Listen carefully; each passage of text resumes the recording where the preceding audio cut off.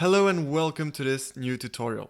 So in this one we're going to translate all the questions and all the answers separately into integers. What does that mean? Well, let's take our clean questions, for example, the clean questions list here. In this list you can see that we have all the questions that are into text. So can we make this quick? Roxanne, Corinne and Andrew Bard are having. These are into text.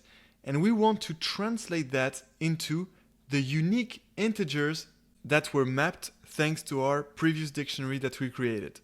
So basically we just need to translate all this into this new language of integers according to how our previous dictionary was made. And therefore we're going to have to make some for loops to loop not only over all the questions here and then all the answers, and then for each of these questions here we will loop over again all the words of the question and applying the previous dictionary to translate each of these words into their unique associated integers. Alright, so let's do this. And by the way, now that you understand what we have to do, well, again, I recommend to try doing it yourself before watching this tutorial. And the other important thing is to understand why we're doing this. We're only doing this because then we want to sort all the questions and all the answers by their length. And to sort that, well, these two lists of questions and answers translated into integers will be very helpful. And why do we want to sort the questions and answers by their length? That, I remind, is to optimize the training performance. Alright, so let's make our two lists of questions and answers translated into integers. And also, while making that list, we're going to replace all the words that were filtered out by our token out. So at some point in the for loop, we will need to add an if condition to check if the word was filtered out. And if that's the case, we will replace this word by the token out. So let's do this. Now you understand what you have to do. Try to do it before me. But I'm going to start now. So to start, we have to understand that we're about to make a new list. And this will be the list of the questions translated into integers. And I'm going to call that list questions underscore to underscore int, because we're translating the questions into integers. So questions to int, and then a pair of square brackets because it is a list. And now we are ready to start the for loop. So as we said, we have to do two for loops. First, we need to loop over all the questions here. That's the first for loop. And then the second for loop, for each of the question, we will loop over all the words of the questions. So let's do this first for loop over the questions in clean questions, the huge clean questions list of all the questions in text. So for all the questions in clean questions, what do we want to do? Well, we want to translate all the words of the question into their associated words based on the previous dictionaries. So we need to make another for loop, but we're going to create a new list for each question and the question we're dealing with right now. So since we're making a new list, we need to introduce a new one. And we're going to call it ints, because this will be the list of integers. Each of the integers will be the associated integer to the word in that question. So ints equals, we initialize it as an empty list, and there goes the second for loop. And in the second for loop, we will loop over the words in the question. So in question, then don't forget we need to add dot split to get these words separately, and then colon, and then there we go, time for the if condition, because that's where we need to check if the word was filtered out or not. If it was filtered out, we will replace it by the token out. If it was not filtered out, we will just translate it into the integer. So let's do this. Let's make this if condition. So we're first going to check if this word was filtered out. That is, if this word is not in our dictionary questions words to int. Remember, that's the dictionary that maps each word of the question to an integer. So that's exactly what we need right now. If this word is not in this questions words to int dictionary, well, what do? We want to replace that word by the token out.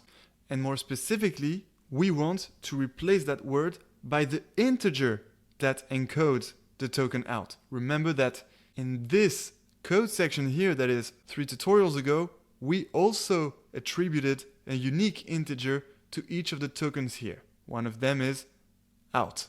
And therefore, out also has its unique integer.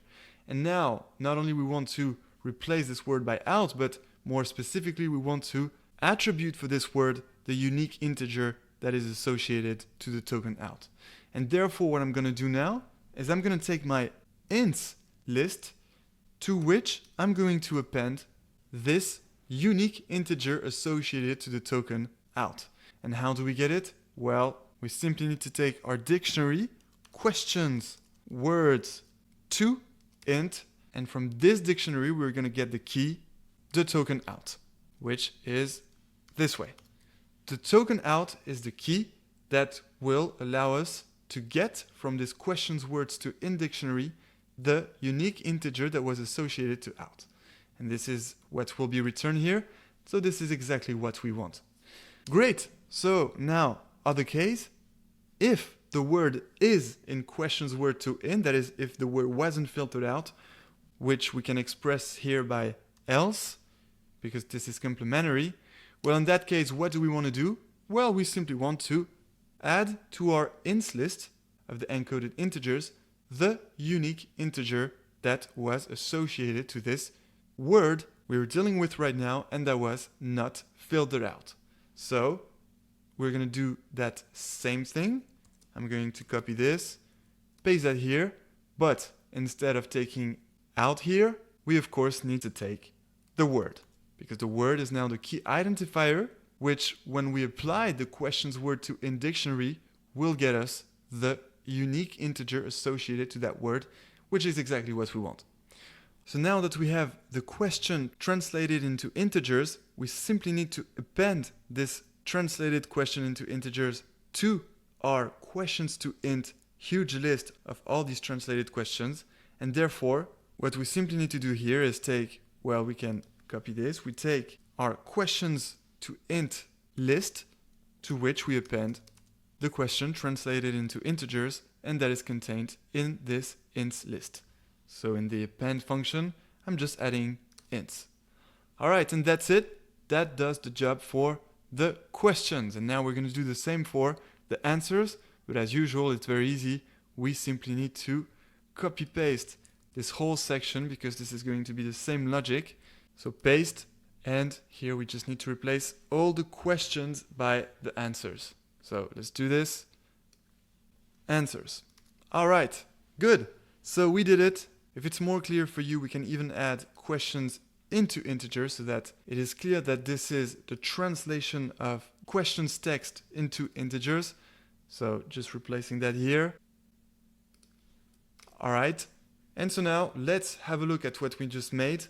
I'm going to select all these sections and execute. There we go. I hope it's going to work. Hope no error was made. Apparently not. Let's have a look. So questions into int first. Let's have a look. It must be right here. Questions into int. Yes. And perfect. This is exactly what we wanted. Each of the question of the clean questions list was translated into the unique integers according to our questions words to int dictionary. And so, perfect. So let's quickly check also the answers into int list, but that should be the same. Yeah, there we go. Perfect. All the answers in the cleaned answers list were translated into their unique integers based on that answers words to int dictionary that we made. Great. So, wow, now I'm getting super excited because we're getting to part 2, building the sec-to-sec model. We only have one tutorial left to take care of, but that's very important because that's the one where we'll sort the questions and the answers by their length. And to do that, we will use what we did here. That is these questions into int and answers into int lists that we will leverage to sort these questions and answers by their length. So let's do that in the next tutorial. And until then, enjoy TPNLP.